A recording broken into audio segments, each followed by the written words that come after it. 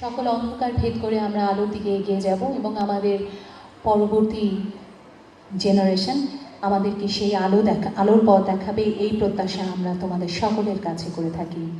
আমাদের আজকের অনুষ্ঠানটি সভাপতিত্ব করছেন মোহাম্মদ মনিরুল আলম, সভাপতি নৃত্যাঙ্গন। আমাদের এবারের বক্তা মোহাম্মদ মনিরুল আলম, সভাপতি নৃত্যাঙ্গন। আসসালামু আলাইকুম, সবাইকে শুভ সন্ধ্যা। আজকের নৃত্যাঙ্গনের আন্তর্জাতিক নৃত্য দিবস উপলক্ষে অনুষ্ঠানের সম্মানিত প্রধান অতিথি বীর মুক্তিযোদ্ধা আব্দুল সালাম, প্রশাসক, ঢাকা দক্ষিণ সিটি কর্পোরেশন। বিশেষ অতিথি বিশিষ্ট গণমাধ্যম ব্যক্তিত্ব, জাতীয় প্রেস ক্লাবের সাবেক সভাপতি সাইফুল আলম, দেশবরেণ্য নৃত্যশিল্পী ফারহানা চৌধুরী বেবি, দেশবরেণ্য নৃত্যশিল্পী সোহেল রহমান, সভাপতি ভোরের পাখি নৃত্যকলা কেন্দ্র নাসির ইকবাল যাদব ভাই, সম্মানিত সুধীবৃন্দ এবং যারা প্রতিযোগিতায় অংশ নিয়েছ সবাইকে শুভেচ্ছা জানাচ্ছি। আমি আসলে সভাপতিত্ব যেহেতু করছি এবং নৃত্যাঙ্গনের সভাপতি, আমি বক্তব্য কিছু দীর্ঘায়িত করব না।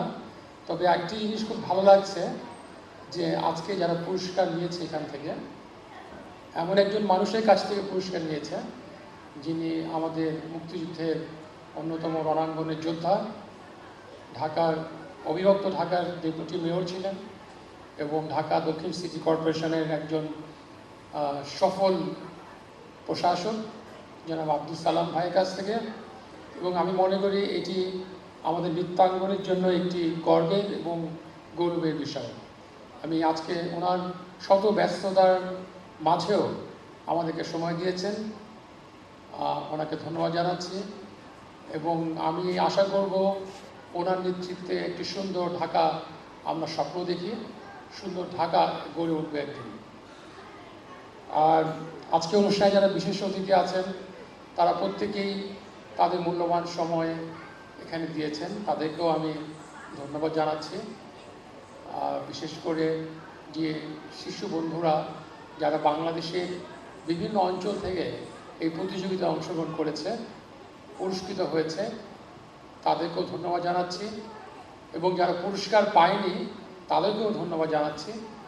আগামীতে তারা নিশ্চয়ই নৃত্যাঙ্গনের এই পথ চলায় একত্রিত হবে, একাত্ম হবে, এটি প্রত্যয় ব্যক্ত করছি। আর কিছু বলতে চাই না। আমরা সালাম ভাইয়ের বক্তব্য শোনার জন্য উনি অনেকক্ষণ আমরা ওনাকে কষ্ট দিয়েছি, আজকে অনুষ্ঠানে অনেকক্ষণ অপেক্ষা করিয়েছি।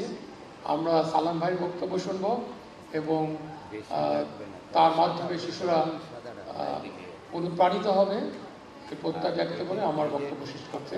সালাম আলাইকুম।